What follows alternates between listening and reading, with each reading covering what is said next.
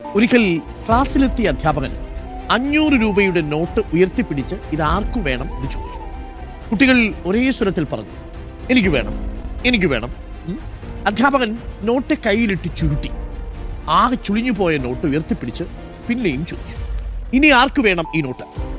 അപ്പോഴും ഒരേ സ്വരത്തിൽ മറുപടി, എനിക്ക് വേണം, എനിക്ക് വേണം. നോട്ടിൽ ചെളി പുരട്ടി, നിലത്തിട്ട് ചവിട്ടി. ആകെ മുഷിഞ്ഞിട്ടും ആ രൂപയോടുള്ള കുട്ടികളുടെ ഇഷ്ടത്തിന് ഒരു കുറവുമില്ല.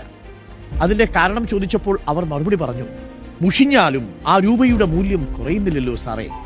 അപ്പോൾ അധ്യാപകൻ പറഞ്ഞു, ഇതുപോലെയാണ് നമ്മുടെ ജീവിതം.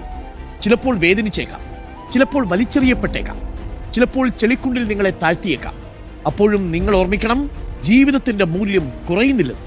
പ്രതിസന്ധികളിലും നിങ്ങളുടെ ജീവിതത്തെ നിങ്ങൾ സ്നേഹിച്ചുകൊണ്ടേയിരിക്കണം.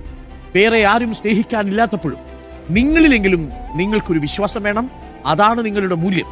പ്രിയപ്പെട്ടവരെ, ഒരു നോട്ടിന്റെ മൂല്യം ചെളിയിൽ വീണാലോ അത് ചുരുട്ടിയെറിഞ്ഞാലോ നഷ്ടപ്പെടുന്നില്ല എന്നതുപോലെ നമ്മളുടെ ജീവിതത്തിന്റെ മൂല്യവും ആരാലും ചവിട്ടിമെതിക്കാൻ വിട്ടുകൊടുക്കാതെ